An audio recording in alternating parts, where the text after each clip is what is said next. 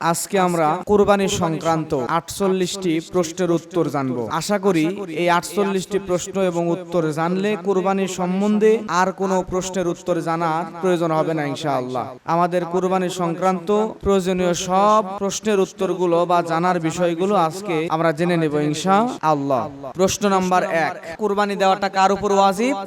একজন সুস্থ মস্তিষ্কের বালেগ যার কাছে জিলহজ মাসের ১০, ১১ এবং ১২ এই ৩ দিন নেসাব পরিমাণ সম্পদ, অর্থাৎ নেসাব পরিমাণ হলো স্বর্ণ যদি আপনার কাছে ৭.৫ ভরি স্বর্ণ অথবা ৫.৫ ভরি রূপা থাকে বা এর সমমূল্য থাকে, মানে সমপরিমাণ মূল্য বা টাকা আপনার কাছে থাকে, যাকাতের সিস্টেম হচ্ছে ১ বছর আপনার কাছে এই নেসাব পরিমাণ সম্পদ জমানো থাকা লাগবে, তাহলে আপনার উপর যাকাত ফরজ হয়।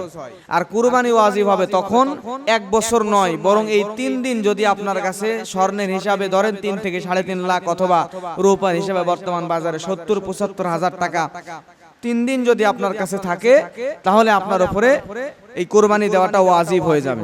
এই প্রয়োজন অতিরিক্ত সম্পদও যদি এই জিলহজ মাসের ১০, ১১ এবং ১২ তারিখে আপনার বাড়িতে অথবা আপনার কাছে জমানো অবস্থায় থাকে তাহলেও আপনাকে কুরবানি দিতে হবে। প্রয়োজন অতিরিক্ত বলতে মহিলাদের যদি বলেন তাহলে মহিলাদের সব সময় ব্যবহার করার জন্য কিছু শাড়ি থাকে, আবার কিছু শাড়ি কাপড় আছে এগুলো বছরে একদিনও পরে না, এগুলো সাজায় রাখার জন্য। দামি দামি ১০-২০ হাজার টাকা দামের শাড়ি, মনে করেন ২০-১৫টা শাড়ি, 10টা শাড়ি হলে ১০,০০০ টাকা দামের 10টা শাড়ি হলে ১ লক্ষ টাকা দাম, বছরে একদিনও পরে নাই, কিন্তু এটা কি করছে, তুলে রাখছে।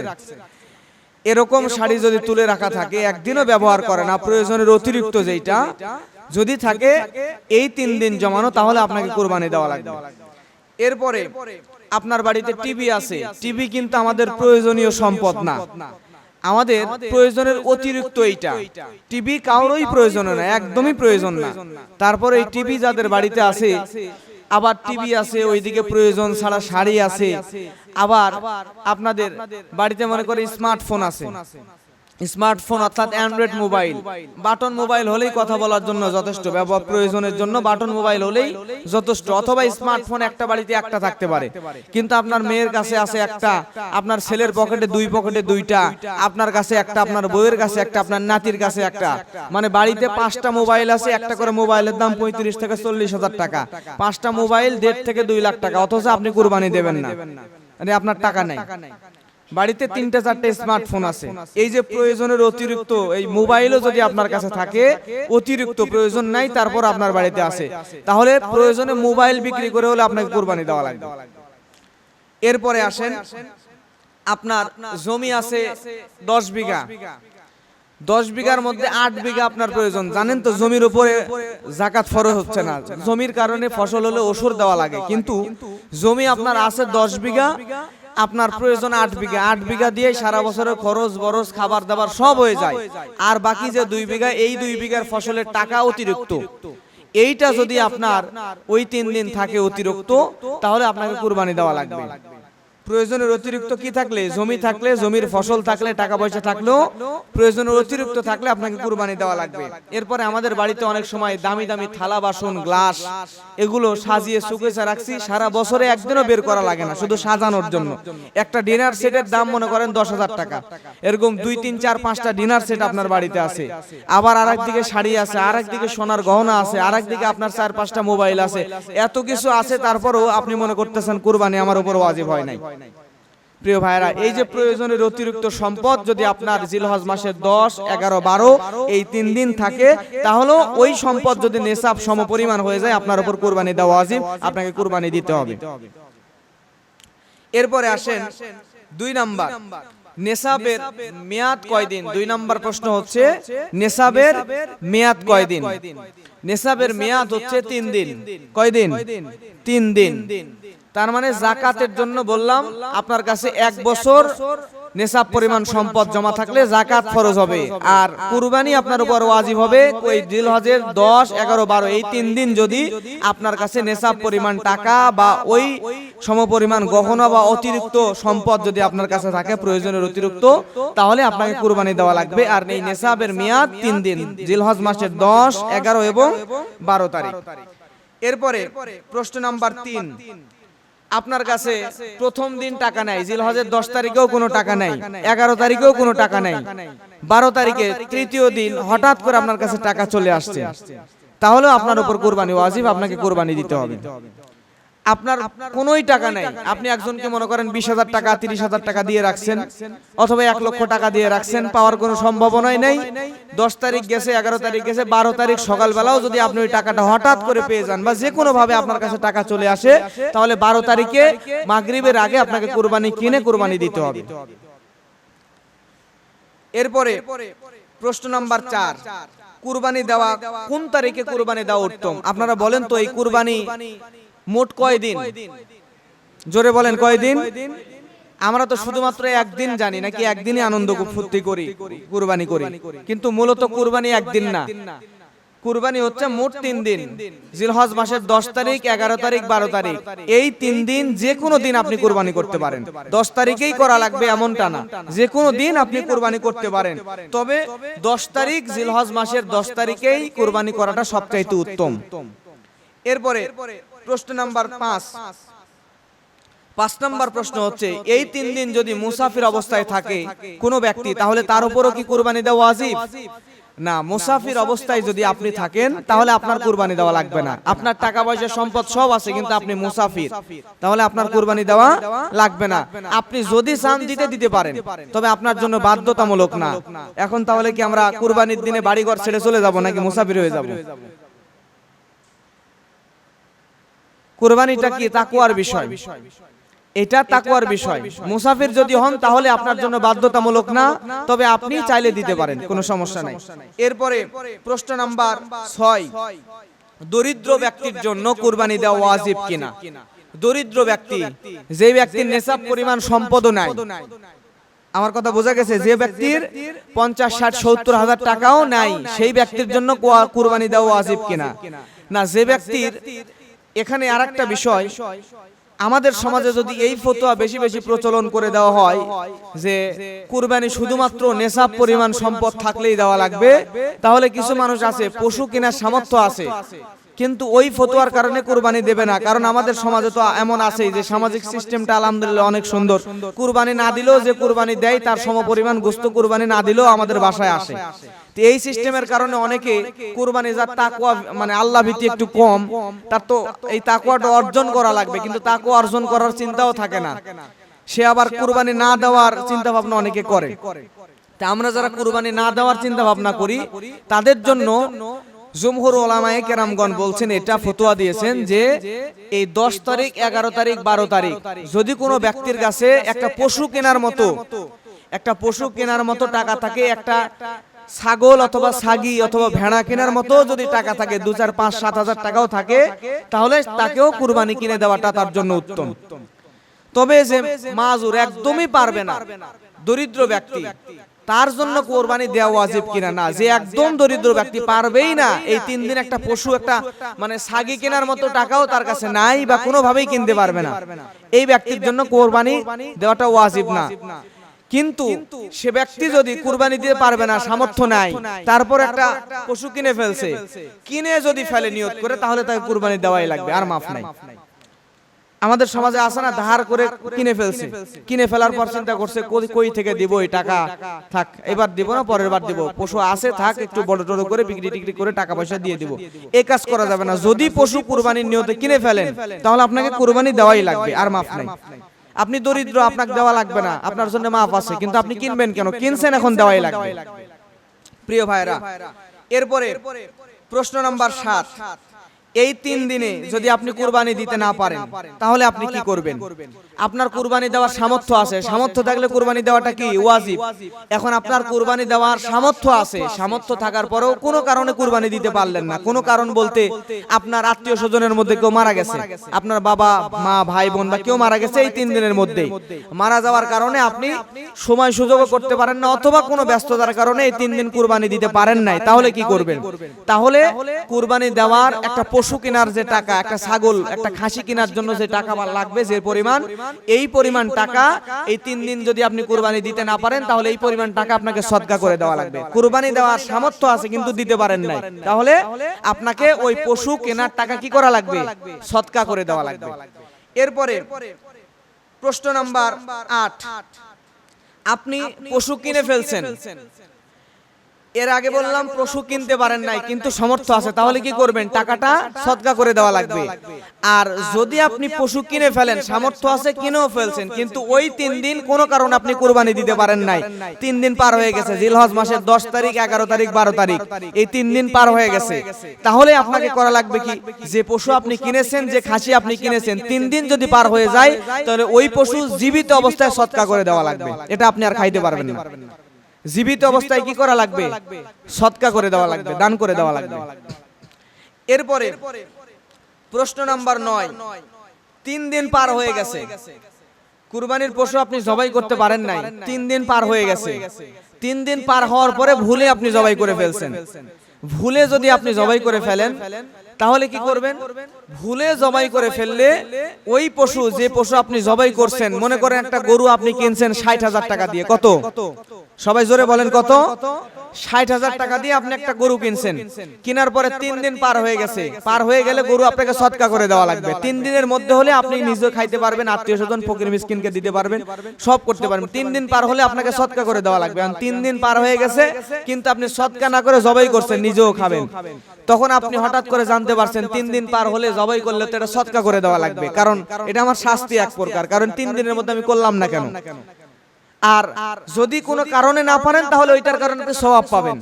আর যদি খেয়ে ফেলেন বা অন্য কিছু করে ফেলেন, তাহলে এই সওয়াব থেকে আপনি বঞ্চিত হয়ে গেলেন। তাহলে 3 দিন পার হয়ে গেছে, আপনি জবাই করে ফেলছেন, গরু কিনছেন 60,000 টাকা দিয়ে। এখন আপনি জবাই করার পর জানলেন 3 দিন পার হলে, ঈদের 3 দিন চলে গেলে, 10, 11, 12 পার হয়ে গেলে এটাকে সদকা করতে হয়। তখন করবেন কি? জবাই করার পরে ওই গোশতটা আপনাকে মাফ করতে হবে।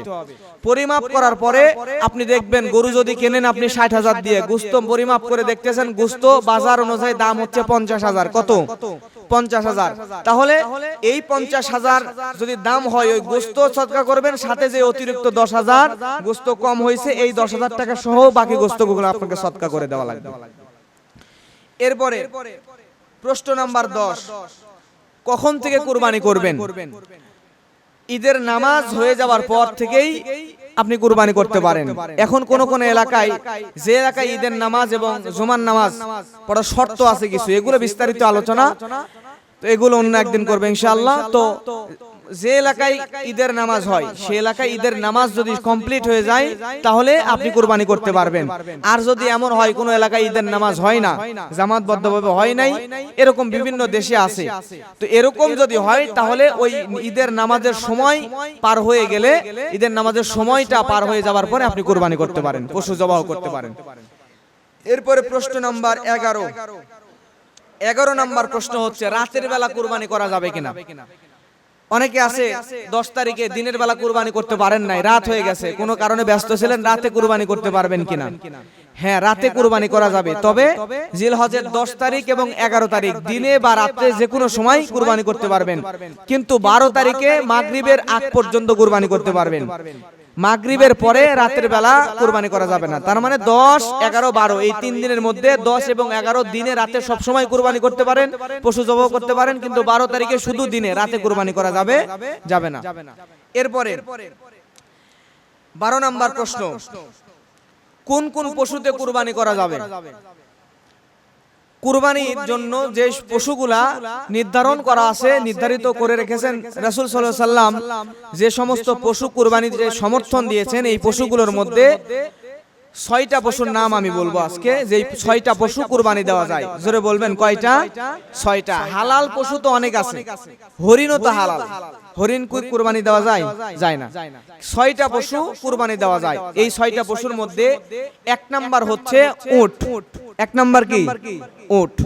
এরপরে 2 নাম্বার হচ্ছে গরু, 3 নাম্বার হচ্ছে মহিষ। উট, গরু, মহিষ। এরপরে 4 নাম্বার হচ্ছে দুম্বা, 5 নাম্বার হচ্ছে ছাগল, আর 6 নাম্বার হচ্ছে ভেড়া। মনে থাকবে তো ইনশাআল্লাহ?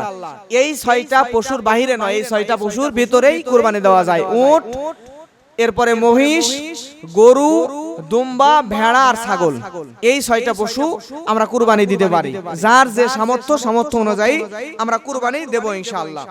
এরপরে আসেন 13 নাম্বার প্রশ্ন, এই যে উট, গরু, মহিষ, দুম্বা, ভেড়া, ছাগল এগুলো আমরা কুরবানি দেব।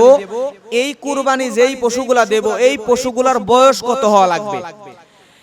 বয়স হচ্ছে, উট যদি আপনি কুরবানি দেন, উট কুরবানি দেওয়ার সামর্থ্য যদি আপনার থাকে, তাহলে এই উটের বয়স হওয়া লাগবে 5 বছর। কয় বছর? 5 বছর। আর যদি আপনি গরু বা মহিষ কুরবানি দেন, তাহলে গরু বা মহিষের বয়স হওয়া লাগবে কমপক্ষে 2 বছর। 2 বছরের নিচে নয়, কমপক্ষে কয় বছর? 2 বছর। এরপরে আপনি যদি ছাগল, ভেড়া অথবা দুম্বা এই 3টা প্রাণী কুরবানি করেন, তাহলে ছাগল, ভেড়া অথবা দুম্বা কমপক্ষে 1 বছর। কয় বছর? 1 বছর। তবে এই ছোট 3 প্রাণীর মধ্যে বিশেষ করে ভেড়া এবং দুম্বা মনে করেন 1 বছর বয়স হয় নাই, বয়স 8 মাস, 9 মাস, 9.5 মাস বা 8.5 মাস এরকম বয়স হয়েছে, কিন্তু দেখতে একটু হৃষ্টপুষ্ট, দেখতে মনে হচ্ছে যে 1 বছর বয়স পার হয়ে গেছে, তাহলে এই পশুকে আপনি কুরবানি করতে পারেন। তবে গরুর ক্ষেত্রে মিনিমাম 2 বছর, মহিষের ক্ষেত্রে মিনিমাম 2 বছর, আর আপনার উটের ক্ষেত্রে মিনিমাম কয় বছর? 5 বছর। এটা মাথায় রাখবেন ইনশাআল্লাহ। এরপরে 14 নম্বর প্রশ্ন, কতজন ভাগে কুরবানি দিতে পারবেন? ভাগে কুরবানি কোন কোন পশু দেওয়া যায়? একটা উট, গরু এবং মহিষ। উট, গরু এবং মহিষ এই 3টা পশু ভাগে কুরবানি দেওয়া যায়। ছাগল, ভেড়া, দুম্বা এই 3টা ভাগে কুরবানি দেওয়া যায় না। উট, গরু এবং মহিষে সর্বোচ্চ 7 জন একটা পশুতে, এই 3টা পশু উট, মহিষ আর গরু এই 3টাতে একটা পশুতে সর্বোচ্চ 7 জন পর্যন্ত অংশ নিতে পারবেন। 7 জন শরীক এক হয়ে একটা গরুতে কুরবানি দিতে পারবেন, 7 জন শরীক এক হয়ে একটা মহিষে কুরবানি দিতে পারবেন, 7 জন শরীক এক হয়ে একটা উটেও কুরবানি দিতে পারবেন। শুধুমাত্র এই 3টা পশুতেই 7 জন পর্যন্ত সর্বোচ্চ অংশ নিতে পারেন। এরপরে প্রশ্ন নাম্বার 15, আরেকটা বিষয়, এই 3টা পশু উট, মহিষ এবং গরু এই 3টাতেই 7 জনে কুরবানি দিতে পারবেন, তবে একা দেওয়া উত্তম।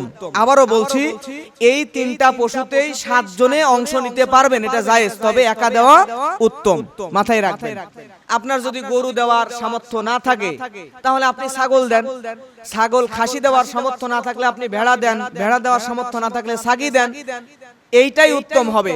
আর যদি সামর্থ্য থাকে গরু একাই দেন, আর যদি 7 জনে পারেন দিতে পারেন জায়েজ, তবে একা দেওয়াই উত্তম। এরপরে প্রশ্ন নাম্বার 16, 15 নম্বর প্রশ্ন, যদি এই যে 7 জন কুরবানি দিছে, এই 7 জনের ভাগে যদি কম বেশি হয়, ভাগে কম বেশি বলতে একটা গরুতে 7 জন অংশ নেবেন, কিন্তু 7 জন নাই, আপনি 4 জন পাইছেন আর 3 জন পান নাই, 4 জনে একটা গরু কিনছেন, তাহলে এই 4 জনে মিলে একটা গরু কুরবানি দেওয়া যাবে কিনা? 4 জনও দেওয়া যাবে। একটা গরুতে 1 জন কুরবানি দিতে পারে, 2 জন দিতে পারে, 3 জন দিতে পারে, 4 জন দিতে পারে, 5 জন দিতে পারে, 6 জন দিতে পারে, 7 জন দিতে পারে। একটা গরুতে 1 থেকে 7 জন পর্যন্ত কুরবানি দিতে পারে, এতে কোনো অসুবিধা নাই। একটা গরুর জানকে আল্লাহ সুবহানাহু ওয়া তাআলা 7টা ভাগ করেছে, একটা গরু 7 জনে দিতে পারে, একটা মহিষ, একটা উটও এরকম 7 জন পর্যন্ত দিতে পারে।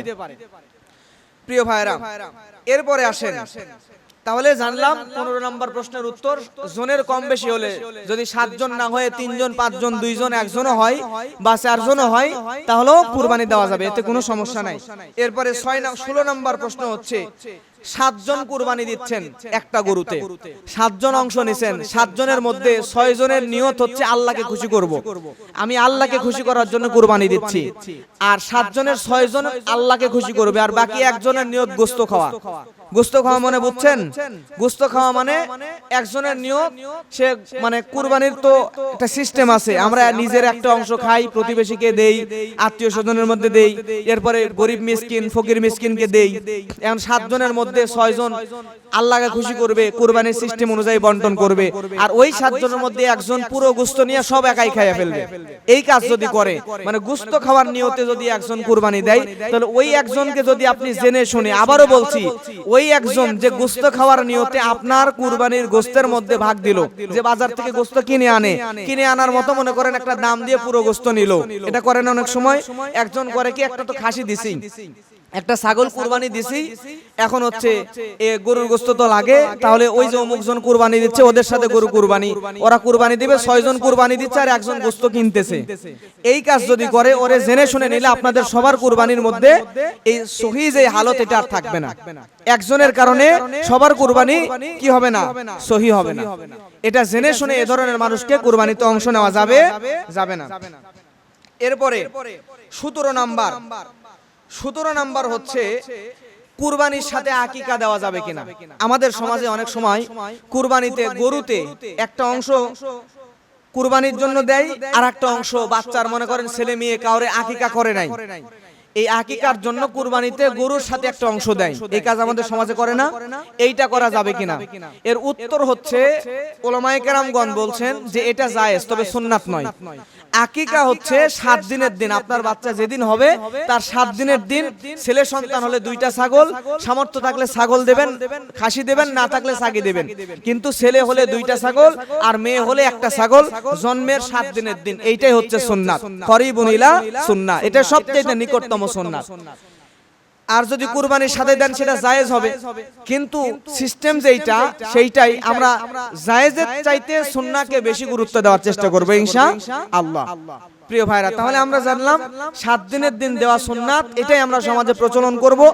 আর আমরা যে কুরবানির সাথে দেই আকিকা, এটা জায়েজ, তবে এইটা সুন্নাত নয়, মাথায় রাখবেন এইটা। এরপরে প্রশ্ন নাম্বার 18 নাম্বার প্রশ্ন হচ্ছে শরীকদের মধ্যে যদি কারো টাকা হারাম হয় তাহলে কুরবানি হবে কিনা। আপনারা 7 জন কুরবানি দিচ্ছেন, 7 জনের মধ্যে একজন অথবা 2 জন তার টাকা হারাম। হারাম বলতে সুদের উপর টাকা নিছে, সুদের টাকা, ঘুষের টাকা, এরপরে জুলুম করা টাকা, মানুষের থেকে মেরে ধরে নেওয়া টাকা, এরকম চুরি করা টাকা বা ডাকাতি করা টাকা। আপনি জানেন যে ওর টাকা হারাম, যদি জেনে শুনে আপনি ওই হারাম টাকাওয়ালাকে আপনার গরুর মধ্যে অংশ নেন, তাহলে ওই একজনের কারণে সম্পূর্ণ আপনাদের কুরবানি কিন্তু আর সহি হলো না। এজন্য আপনাকে বলছি, আপনি যদি পারেন একা একটা গরু দেন, যদি না পারেন একটা খাসি দেন, তাও যদি না পারেন একটা ভেড়া দেন, তাও না পারলে একটা ছাগি কিনে দেন। ছাগি কিনতে 5-7 হাজার টাকা হলেই হয়। কিন্তু আমাকে আপনাকে ফুটানি দেখানোর জন্য গরুই দেওয়া লাগবে, আবার একজন হারাম টাকাওয়ালাকে ওই গরুর অংশের মধ্যে নিলাম, আপনার কুরবানিও গেল, সব গেল। প্রিয় ভাইরা, এজন্য সতর্ক থাকবেন। আপনার যদি সামর্থ্য না থাকে আপনি একটা ছাগি কুরবানি দেন, সামর্থ্য থাকলে একা গরু দেন। আর যদি অংশ নেন, শরীক নেন, তাহলে দেখবেন ওই লোকটার টাকা হালাল কিনা। হালাল টাকা হলে বুঝে শুনে আপনার গরুতে অংশ দিতে নেবেন, এটা মাথায় রাখবো ইনশাআল্লাহ। এরপরে প্রশ্ন নাম্বার 19, আপনি গরু কিনেছেন একা কুরবানি দেওয়ার নিয়তে। আপনার টাকা পয়সা আছে, আপনি ধনী মানুষ, একাই একটা গরু কিনছেন, কিনে ফেলছেন, মনে করেন 70,000 টাকা দিয়ে একটা গরু কিনছেন। কেনার পরে হঠাৎ করে আপনার এলাকার একজন মানুষ বলতেছে আমি আপনার গরুতে একটা অংশ কুরবানি দিতে চাই, একটা অংশ নিতে চাই। মানে 60টা ভাগের একটা অংশ কয় টাকা হবে? 70,000 যদি গরুর দাম হয় তাহলে একটা অংশের দাম কত হবে? 10,000 টাকা। আপনি 70,000 দিয়ে একাই কিনছেন, কেনার পরে আরেকজন ওই গরুতে একটা অংশ নিতে চায়, তাহলে আপনি অংশ দিতে পারেন, সমস্যা নাই। তবে এখানে শর্ত হচ্ছে 2টা। আপনি যদি ধনী মানুষ হন তাহলে ওই টাকা নিয়ে আপনার জন্য খাওয়া যায়, ওই টাকা আপনি ব্যবহার করতে পারেন। তবে আপনার জন্য উত্তম হবে, যেহেতু আপনি একা দেওয়ার নিয়তে কিনছেন, ওই 10,000 টাকা আপনি নেবেন, নিয়ে ওরে গরুর একটা 7 ভাগ করে একটা ভাগ করে দিয়ে দিবেন। ওই টাকাটা নিয়ে আপনি টাকাটা সদকা করে দিবেন। ধনী মানুষ হলে এটা আপনার জন্য উত্তম। কিন্তু আপনি যদি গরিব মানুষ হন, আপনার একটা গরু কিনছেন, কেনার সামর্থ্য নাই, খুব কষ্ট করে কিনছেন, কিনে যদি ফেলেন, কিনে ফেলার পরে আপনি ধনী মানুষ হলে একজনকে অংশ নিতে পারবেন, কিন্তু গরিব মানুষ কিনে ফেলছেন 70,000 দিয়ে, কেনার পর মনে হচ্ছে আরে এত টাকা দিয়ে গরু কিনে ফেললাম, এই এত টাকা তো আমি কেমনে কি ম্যানেজ করব, তাহলে আরেকজনকে শরীক করি, আরেকজনকে গরুর অংশ নেই। আপনি একা দেওয়ার নিয়তে কিনছেন, গরিব মানুষ, গরিব যদি হন আপনার জন্য তো গরু দেওয়া ওয়াজিব না। আপনি একটা ছাগলের আপনি একটা ছাগিও দিতে পারেন, অথবা খাসিও দিতে পারেন, ভেড়াও দিতে পারেন। আপনি কষ্ট করে গরু কিনে ফেলছেন, কেনার পরে বুঝতেছেন আপনার টাকার অভাব, আরেকজনকে অংশ নেবেন, এটা আপনার জন্য জায়েজ হবে না। ধনী হলে আরেকজনকে নিতে পারেন, কিন্তু গরিব যদি হন তাহলে আপনার সামর্থ্য অনুযায়ী আপনাকে দেওয়া লাগবে। সামর্থ্যের বাইরে কিনলে আরেকজনকে অংশ নিতে পারবেন না, গোটা গরু আপনার একাই দেওয়া লাগবে। প্রিয় ভাইরা, এরপরে প্রশ্ন নাম্বার 20-21 নাম্বার প্রশ্ন হচ্ছে একটা গরু কিনছেন, এই গরু 3 পায়ে চলে, 1 পায়ে ভর করে দাঁড়াইতে পারে না, এই গরু কুরবানি দেওয়া যাবে কিনা? না, এই গরু কুরবানি দেওয়া যাবে না। 3 পা ভালো কিন্তু 1 পায়ে ভর করতে পারে না, এই ধরনের গরু যদি হয়, অসুস্থ দুর্বল গরু যদি হয়, তাহলে ওইটা আপনার জন্য কুরবানির জন্য সঠিক হবে না। এরপরে প্রশ্ন নাম্বার 22, আপনি যে গরু কিনলেন, এই গরু যদি জবাইয়ের স্থান পর্যন্ত হেঁটে যেতে না পারে, কিছু গরু আছে না ভ্যানের উপরে তুলে দড়ি দিয়ে বাইন্ধে নিয়ে যাওয়া লাগে, এরকম আছে না? এরকম যদি হয়, নিজে নিজে হেঁটেও কুরবানির জায়গা পর্যন্ত যাইতে পারে না, তাকে কোলে করে অথবা আরেকটা ইয়েতে করে মানে গাড়িতে করে নিয়ে যাওয়া লাগবে, এরকম গরু হলে এইটাও কুরবানি দেওয়া আপনার জন্য জায়েজ হবে না। সুস্থ সবল সুন্দর গরু দেখে তারপরে আপনি কিনতে পারেন। এরপরে প্রশ্ন নাম্বার 23, যদি একটা গরুর শিং ভেঙে যায়, তাহলে এই ভাঙা শিংওয়ালা গরু কুরবানি দেওয়া যাবে কিনা? গরুর যদি শিং ভেঙে যায়, শিং ভেঙে গেলে দেখতে হবে ওই শিং ভাঙার কারণে গরুর মস্তিষ্কে ব্রেনে কোনো আঘাত পাইছে কিনা। যদি শিং ভাঙার কারণে ব্রেনে আঘাত পায়, মানে একটু পাগলাটে হয়ে যায় বা মস্তিষ্কের ক্ষতি হয়, মাথার মগজ দেখা যাচ্ছে বা ব্রেনে অনেক জোরে আঘাত লাগছে শিং ভাঙার কারণে, এরকম যদি হয় তাহলে ওই গরু দিয়ে কুরবানি হবে না, ওই গরু দিয়ে কুরবানি দেবেন না। আর যদি এমন হয় যে শিং নাই, জন্ম থেকেই শিং নাই, তাহলে তো ওই গরুর কোনো দোষ নাই। জন্ম থেকেই শিং নাই এমন যদি হয়, তাহলে সেই গরু দিয়ে আপনি কুরবানি দিতে পারেন, এতে কোনো সমস্যা নাই। এরপরে প্রশ্ন নাম্বার 24, কান শিং বা লেজ যদি অর্ধেক কাটা থাকে, তাহলে সেই গরু দিয়ে কুরবানি দেওয়া যাবে কিনা? কান শিং বা লেজ যদি অর্ধেকের কম কাটা থাকে, অর্ধেকের কম কাটা থাকে, তাহলে এইটা দিয়ে কুরবানি দেওয়া যাবে। কিন্তু অর্ধেকের বেশি যদি কাটা হয়, আর আপনি যদি ধনী মানুষ হন, তাহলে আবার হবে না। যদি গরিব মানুষ হন, অর্ধেকের কম কাটা থাকে, তাহলে ওইটা দিয়ে আপনি কুরবানি দিতে পারেন। এরপরে 25 নাম্বার প্রশ্ন, অন্ধ যদি হয় পশু, অন্ধ পশু দিয়ে কুরবানি দেওয়া যাবে কিনা? 2 চোখ যদি অন্ধ হয়, তাহলে তো কুরবানি দেওয়া যাবেই না। 1 চোখ অন্ধ হলেও এটা দিয়ে কুরবানি দেওয়া যাবে না। সুস্থ সবল দেখে তারপরে কুরবানি দিতে হবে। এরপর আপনি একটা পশু কিনছেন, কেনার পর একটা খাসি আপনি কিনে আনছেন বাজার থেকে, কিনে আনার পরে এই খাসিটা হারায় গেছে কোনো কারণে, ঈদের আগেই হারায় গেছে, তাহলে আপনি কি করবেন? এর উত্তর হচ্ছে, যদি আপনি একটা খাসি কিনে বাড়িতে আনছেন, আনার পরে খাসি যদি হারায়া যায়, তাহলে আপনি যদি ধনী মানুষ হন, সামর্থ্য থাকে, তাহলে আপনি আরেকটা খাসি কিনে আনবেন, এনে সেই খাসি কুরবানি দেবেন। আর যদি গরিব মানুষ হন, তাহলে কুরবানি দেওয়া লাগবে না। এখন আরেকটা প্রশ্ন হচ্ছে, আপনি ধনী মানুষ, খাসি হারায় গেছে, আরেকটা কিনে আনছেন, কিনে আনার পরে যে খাসিটা হারায় গেছিল সেই খাসি আপনার বাড়িতে আবার চলে আসছে, তাহলে আপনি কি করবেন? তাহলে ওই দুইটার মধ্যে যে কোনো একটা কুরবানি দিলেই হবে, যদি ধনী মানুষ হন। আর যদি গরিব মানুষ হন, তাহলে আপনি একটা খাসি কিনছেন, কেনার পর হারিয়ে গেছে, হারিয়ে গেলে আপনার জন্য আর কুরবানি দেওয়া লাগবে না, যদি হারিয়ে যায়।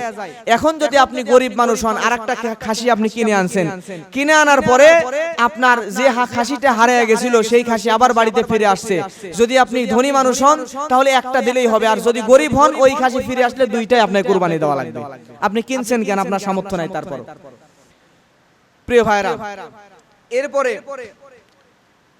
28 নম্বর প্রশ্ন, গর্ভবতী পশু কুরবানি দেওয়া যাবে কিনা? আমাদের অনেক সময় দেখা যায় যে গরু কিনছেন, জানেন না কেনার পরে এই গরুর পেটে বাচ্চা, গর্ভবতী পশু, মানে জানেন না কিন্তু কেনার পরে দেখতেছেন গর্ভবতী। আসে না, হয় না এরকম? গর্ভবতী পশু হলো এটা দিয়ে কুরবানি করতে পারেন, এতে কোনো সমস্যা নেই। তবে গর্ভবতী পশুর পেটের মধ্যে যে বাচ্চা থাকবে, এই বাচ্চা যদি জবাই করে ফেলেন, গরু জবাই করার পরে দেখছেন পেটে বাচ্চা, তাহলে যে বাচ্চাটা পেটে থাকবে ওই বাচ্চাকেও জবাই করে ফেলতে হবে।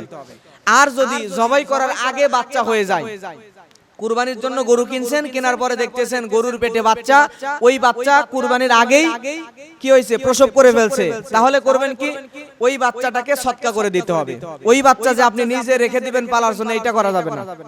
কুরবানির জন্য যদি আপনি একটা গরু কিনেন, পেটের বাচ্চা যদি আগেই প্রসব হয়, তাহলে সেই বাচ্চা সদকা করে দিতে হবে। আর যদি জবাই করার পরে বাচ্চা পান, তাহলে সে বাচ্চা তো এমনিতেও মারা যাবে, এজন্য সেই বাচ্চাকে গরুর পরে বাচ্চাটাকেও জবাই করে দিতে হবে। এরপরে প্রশ্ন নাম্বার 29, যদি পশু কেনার পরে এই পশুতে কোনো ত্রুটি পান, বললাম যেগুলোর কারণে কুরবানি হবে না, আপনার মাথার আপনার শিং ভাঙা, লেজ অর্ধেকের বেশি কাটা, কান অর্ধেকের বেশি কাটা, এরকম যদি হয়, তাহলে কেনার পরে দেখতেছেন ত্রুটি, কেনার আগে ত্রুটি নাই, তাহলে কেনার পরে যদি ত্রুটি পান, আপনি যদি ধনী ব্যক্তি হন তাহলে আরেকটা কিনে কুরবানি দেবেন। আর যদি গরিব মানুষ হন তাহলে এক্ষেত্রে আপনার জন্য স্যার ওইটা কুরবানি দিলেও কুরবানি হয়ে যাবে। সুবহানাল্লাহ। প্রিয় ভাইরা, এরপরে প্রশ্ন নাম্বার 30, পশুটাকে কে কুরবানি করা উত্তম?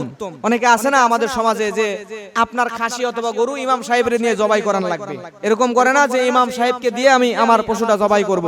এর মধ্যে কিন্তু আলাদা কোনো ফজিলত নাই। আপনার নিজের পশু, আপনার ছাগল অথবা আপনার গরু আপনি নিজে পশু জবাই করবেন, এইটাই হচ্ছে উত্তম। মানে নিজের পশু নিজে জবাই করতে পারলে এইটাই উত্তম। আর যদি নিজে পারেন তাহলে আপনি আরেকজনকে দিয়ে জবাই করায় নিতে পারেন। নিজে যদি না পারেন তাহলে আরেকজনকে দিয়ে জবাই করায় নিতে পারেন। আর পারলে নিজের পশু নিজে জবাই করাটাই উত্তম। এবার আসেন 31 নাম্বার প্রশ্ন, বন্ধা পশুকে কুরবানি দেওয়া যাবে কিনা? যেই পশুর কোনো বাচ্চা হয় না এমন পশু, এমন গরু জবাই করা যাবে কিনা, কুরবানি করা যাবে কিনা? হ্যাঁ, বন্ধা পশু কুরবানি দেওয়া যাবে, এতে কোনো সমস্যা নাই। এরপরে প্রশ্ন নাম্বার 32, অনেক সময় দেখা যায় জবাই করতে গেছেন কুরবানির পশু, গরু জবাই করতে যায়, গরুর যে চাকু দিয়ে আপনি যে ছুরি দিয়ে জবাই করতেছেন ছুরিটা একটু ফুটা অথবা আপনার শরীরে শক্তি কম, আপনি জবাই করতে গেছেন অর্ধেকটা জবাই করছেন, অর্ধেকটা জবাই করার পরে আপনার হাত থেকে ছুরি নিয়ে কষাই বা অন্য কেউ, আপনি পারেন না আরেকজন আবার জবাই করতেছে, এমন আছে না? এই কাজ যদি করে তাহলে মাথায় রাখবেন যেই করুক, প্রথমে যে জবাই করছে তাকেও বিসমিল্লাহি আল্লাহু আকবার বলে জবাই করতে হবে। এরপরে তার হাত থেকে ছুরি যদি আরেকজন নেয়, নিয়ে সে যদি জবাই করে তাকেও অবশ্যই অবশ্যই অবশ্যই বিসমিল্লাহি আল্লাহু আকবার বলেই জবাই করতে হবে। যদি না করে তাহলে ওই পশু আপনার জন্য খাওয়া যায় হবে না, ওই পশু কুরবানি সহি হবে না। এজন্য যেই কুরবানি করবেন মাথায় রাখবেন, যদি একজন কুরবানি অর্ধেকটা জবাই করে, করার পর আরেকজন ছুরি নেয়, তাকেও বিসমিল্লাহি আল্লাহু আকবার বলতে হবে। তার থেকে আরেকজন নিলে তাকেও বলতে হবে। যতজন জবাই করতে যাবে তাদেরকে কি বলা লাগবে? আমরা অনেকে ওই যে অমুকের নাম তমুকের নাম বলে বলে জবাই করি। জবাই শুধুমাত্র কার নামে হবে? আল্লাহর নামে। আপনি যদি একজন ব্যক্তির নামে যদি জবাই করেন তাহলে ওইটা কি হবে জানেন? শিরক হয়ে যাবে, গুনাহ হবে, ওই পশুও খাইতে পারবেন না আপনি। একজনের নামের পক্ষ থেকে, তার পক্ষ থেকে কুরবানি করছেন এটা বলতে পারেন, কিন্তু একজনের নামে কুরবানি করছে এটা বলাই হারাম।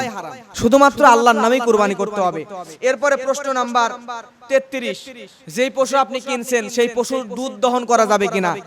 গরু আপনি কিনে আনছেন, কিনে আনার পর দেখতেছেন বাট বিশাল বড় হয়ে গেছে, গরুর দুধ দহন করা লাগবে। এরকম যদি হয় তাহলে ওই গরুর দুধ আপনি দহন করতে পারবেন, পশুর কষ্ট হচ্ছে দুধ দহন না করলে, দুধ দহন করতে পারবেন কিন্তু আপনি খাইতে পারবেন না। ওই পশুর দুধ দহন করে সদকা করে দেওয়া লাগবে। কুরবানির পশু যদি হয় কি করা লাগবে? কুরবানির জন্য কিনে আনছেন, দুধ দুইছেন, দুয়ার পর আপনি হচ্ছে কি করবেন? ওটা সদকা করে ফেলবেন। এখন দুধ দহন করার পরে ওই দুধ আপনি খেয়ে ফেলছেন, তাহলে কি করবেন?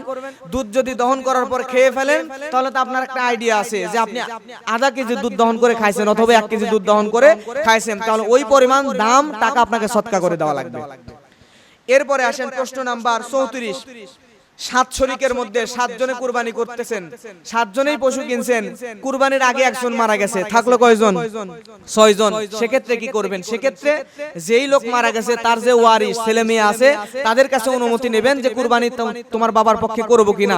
এখন তাদের যদি অভাব হয়, বাবা মারা গেছে কুরবানি করতে পারবে না, খুবই সমস্যা, তারা যদি বলে যে টাকা আমার বাবার পক্ষে যে টাকা দিছে এই টাকা ফেরত দাও, তাহলে আপনাকে টাকাটা দিয়ে দিতে হবে। 6 জনে মিলে টাকা দিয়ে দিতে হবে, অথবা আরেকজনকে নিয়ে তার কাছ থেকে টাকা নিয়ে যে কুরবান যে মারা গেছে তার ওয়ারিসদেরকে টাকা দিয়ে দিতে আপনি বাধ্য।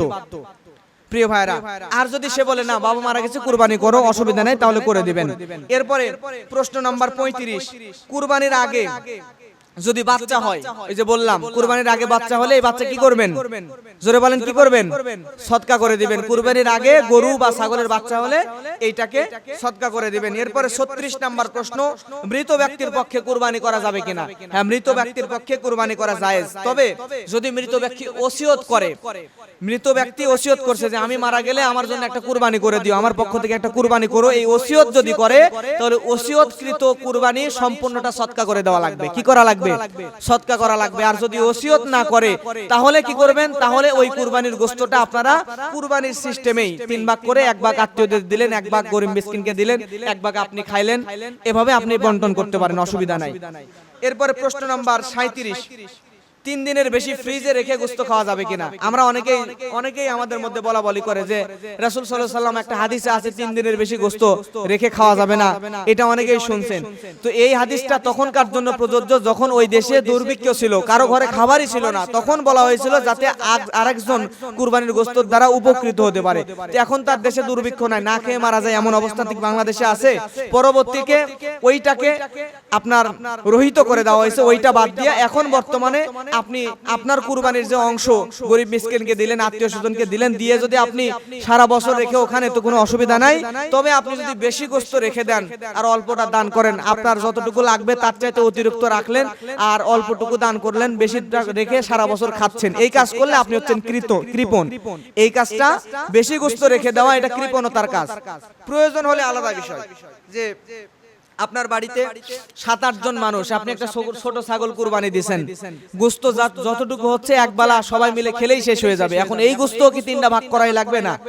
আপনি যদি এমন হয় আপনার বাড়িতে 8-10 জন সদস্য আছে, আপনি ছোট একটা ছাগল কুরবানি দিবেন যে একবেলা খেলে বা 2 বেলা খেলেই শেষ হয়ে যাবে, সেক্ষেত্রে যদি আপনি সব খেয়ে ফেলেন তাও কোনো সমস্যা নাই। তবে এখানে তাকওয়ার পরিচয় আপনাকে দিতে হবে, কারণ আপনি কুরবানি করতেছেন। আমার কথা কি বোঝা যায়? কুরবানি করতেছেন। প্রিয় ভাইরা, এরপরে প্রশ্ন নাম্বার 39, গোশত এবং চর্বি বিক্রি করা যাবে কিনা? না, গোশত এবং চর্বি, কুরবানির গোশত এবং চর্বি বিক্রি করা যাবে না। কি করা যাবে না? বিক্রি করা যাবে না। এরপরে 40 নাম্বার, গোশত দিয়ে পারিশ্রমিক দেওয়া যাবে কিনা? আমাদের গরু বা ছাগল অনেক সময় কষায় কাজ করে দেয়, যে কাজ করে তাকে কাজের জন্য আমরা গোশত দিয়ে পারিশ্রমিক দেই, এরকম করে না অনেকে? গোশত দিয়ে হলেও পারিশ্রমিক দেওয়া যাবে না। আপনি যে কাজ করবে, একজন গরিব মানুষ কষায় বা যে কেউ আপনার গোশতে, গরুতে অথবা ছাগলে পরিশ্রম করলো, কাজ করলো, তাকে পরিশ্রম 100 টাকা হলেও 200 টাকা হলেও আপনি তাকে পারিশ্রমিক দিতে হবে। 100 টাকা হলেও পারিশ্রমিক দেবেন যে তুমি কাজ করলে এটা নাও। নেওয়ার পরে আপনি আপনার গোশত থেকে একটা অংশ তাকে হাদিয়া দিতে পারেন। কি দিতে পারেন? গোশত আপনি যে কাজ করলো তাকে হাদিয়া দিতে পারেন। পারিশ্রমিক হিসেবে কাউকে গোশত দেওয়া যাবে না। পারিশ্রমিক হিসেবে আগে আপনি 100 টাকা হলেও 50 টাকা হলেও দেবেন, দেওয়ার পরে হাদিয়া হিসেবে আপনি একটু গোশত দিতে পারেন, কিন্তু পারিশ্রমিক হিসেবে গোশত দেওয়া যাবে না। এরপরে প্রশ্ন নাম্বার 41, জবাইয়ের পর কখন চামড়া খুলবেন? জবাইয়ের পর প্রাণী যখন একদম নিস্তেজ হয়ে যাবে, মানে জান যখন একদম বের হয়ে যাবে, নড়াচড়া বন্ধ হয়ে যাবে, তখন আপনি চামড়া খুলবেন। অনেকে আছে জবাই করতেছে আর ওইদিকে চামড়া খোলা শুরু করে দিয়েছে, এমন আছে না? এই কাজ করা যাবে না, এতে পশুর বেশি কষ্ট হয় এবং আপনি গুনাহগার হবেন। প্রিয় ভাইরা, এরপরে প্রশ্ন নাম্বার 42, কুরবানির গোশত হিন্দুদেরকে দেওয়া যাবে কিনা? হ্যাঁ, হিন্দুদেরকেও দিতে পারেন, অন্যান্য ধর্ম অবলম্বীকেও কুরবানির গোশত দিতে পারেন, এতে কোনো অসুবিধা নাই। প্রশ্ন নাম্বার 43, কুরবানির পশু যদি চুরি হয়ে যায় বা মরে যায় তাহলে কি করবেন? ওই যে ধনী যদি হন তাহলে আপনাকে আরেকটা কিনে দিতে হবে, আর যদি গরিব হন দরকার নাই, তারপরে যদি কিনে ফেলেন তাহলে আপনাকে দিতেই হবে। এরপরে প্রশ্ন নাম্বার 44, ঈদের দিনে কুরবানির গোশত দিয়ে খাওয়াটা কি? এটা হচ্ছে সুন্নাত। ঈদের দিনে, এই কুরবানির ঈদের দিনে আপনি যেই পশু আপনি কুরবানি করবেন ওই পশুর গোশত দিয়েই, মানে রোজা থাকার মতো আপনি না খেয়ে থাকবেন। যে পশু আপনি কুরবানি দেবেন ওই পশুর গোশতই বাসায় একটু আগে ভাগে নিয়ে যায়, ওই পশুর গোশত রান্না করে ওই গোশত দিয়ে সর্বপ্রথম আপনি খাবেন ইনশাআল্লাহ। এটা একটা সুন্নাত। এরপরে প্রশ্ন নাম্বার 45, ধারের টাকায় বা ঋণ করে কুরবানি দেওয়া যাবে কিনা? আপনার যদি এতটাই গরিব হন, কুরবানি দিতে পারবেন না, তাহলে কোনো সমস্যা নাই। তবে যদি আপনি ধার করে বা ঋণ করে টাকা নিয়ে কুরবানি দিতে চান তাহলে দিতে পারেন, কোনো সমস্যা নাই। ঋণের টাকা নিয়ে, ধারের টাকা নিয়ে কুরবানি দেওয়া যাবে, তবে সুদের উপর কিস্তির টাকা তুলে কুরবানি দেওয়া যাবে না। সুদের উপর টাকা নিছেন বা কিস্তিতে টাকা নিছেন যে সুদ দেওয়া লাগবে, এই টাকা নিলে আপনার তো কুরবানিও হবে না, উল্টা আপনি গুনাহগার হলেন। এরপরে প্রশ্ন নাম্বার 46, রাসূল সাল্লাল্লাহু আলাইহি ওয়াসাল্লামের পক্ষ থেকে কুরবানি দেওয়া যাবে কিনা?